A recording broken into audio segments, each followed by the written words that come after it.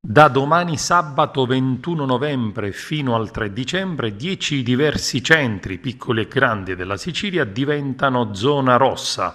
Si tratta nello specifico di Bronte nel Catanese, Cesarò e San Teodoro in provincia di Messina, Misilmeri nel Palermitano, Vittorio in provincia di Ragusa, Acate e Comiso nel Ragusano, Camastra in provincia di Agrigento, Ciminne in provincia di Palermo e Maniace in provincia di Catania. Lo ha deciso il governatore d'intesa con l'assessore alla salute Ruggero Razza, sentiti i sindaci dei comuni interessati ed i dipartimenti di prevenzione delle aziende sanitarie provinciali che segnalano un aumento dei contagi. In tutti questi centri si applicheranno le prescrizioni previste dal DPCM e la chiusura durante i festivi delle attività commerciali al dettaglio, ad eccezione di quelli di genere alimentare e dei beni di prima necessità.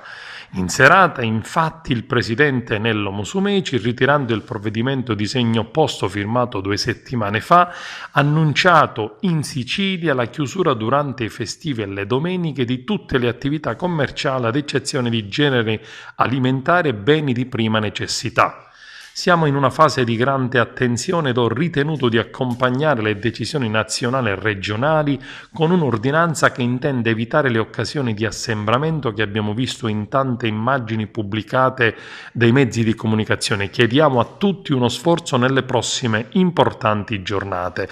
Se viene stabilito dal DPCM che i presidenti di regione possano adottare disposizioni più restrittive, si impone che le verifiche siano esperite dalle prefetture, altrimenti anche la speranza di limitare il contagio viene meno, esasperando inutilmente le popolazioni. Ho sentito il ministro Speranza, prosegue ancora Musumeci, che mi ha anticipato la decisione di rinnovare la propria ordinanza per tutte le zone arancioni in Italia, fissando per la prossima settimana un primo confronto tecnico per una valutazione del rischio della regione. Nel corso della telefonata avuta con l'assessore regionale per la salute, il ministro ha avuto modo di evidenziare il miglioramento del quadro regionale anche alla luce di misure di contenimento che erano state già adottate. Serve tempestività, ma soprattutto rigore scientifico, ha concluso Nello Musumeci. Servono controlli per garantire effettività alle misure. Ciò che non serve sono le polemiche che tendono a dividere le istituzioni.